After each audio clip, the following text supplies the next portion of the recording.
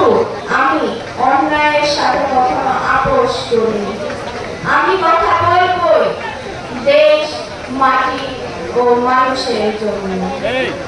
যতদিন বেঁচে আছি ততদিন মানুষের কল্যাণের জন্য কাজ করে যাব ইনশাআল্লাহ।